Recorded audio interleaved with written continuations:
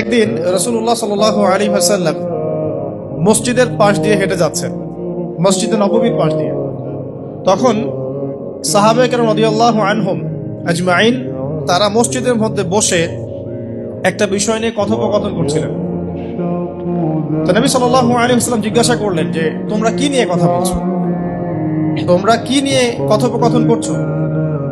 তখন সাহাবায়ে কেরাম রাদিয়াল্লাহু আনহুম তারা বলছেন যে আমরা কিয়ামতের আলামতগুলো নিয়ে কথা বলছিলাম। কি নিয়ে কথা বলছেন? কিয়ামতের আলামতগুলো নিয়ে সাহাবীরা কথা বলছেন। তো সাহাবীদের কিয়ামতের আলামত নিয়ে কথা বলার কি দরকার ছিল? তাদের সময় তো আর কিয়ামত হবে না। দরকার ছিল কি? সচেতনতা। তারা ফিতনায় নিজেরা যেন না পড়ে যান, এই জন্য সতর্ক থাকতে চাইতেন। এই কারণেই ফিতনাময় পরিবেশ নিয়ে আলোচনা করতেন। তো নবী সাল্লাল্লাহু আলাইহি ওয়াসাল্লাম তখন বললেন, দেখো, যতদিন পর্যন্ত 10টা আলামত প্রকাশ হচ্ছে না ততদিন পর্যন্ত কিয়ামত হবে না। কয়টা আলামত? 10টা। নবী সাল্লাল্লাহু আলাইহি ওয়াসাল্লাম প্রথমে বললেন 2 নাম্বার হচ্ছে ইয়াজুজ এবং মাজুজ। এর আদম সন্তান পৃথিবীতে বের হবে এবং পুরো পৃথিবীটা ম্যাসাকার করে ছেড়ে দিবে।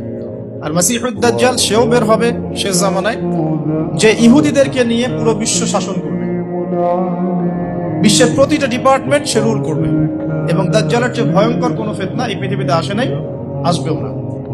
প্রত্যেক নবী তার কওমকে দাজ্জাল সম্পর্কে সতর্ক করেছিলেন, এমনকি নূহ আলাইহিস সালাম পর্যন্ত তার উম্মতকে দাজ্জালের ফিতনা সম্পর্কে সতর্ক করেছিলেন।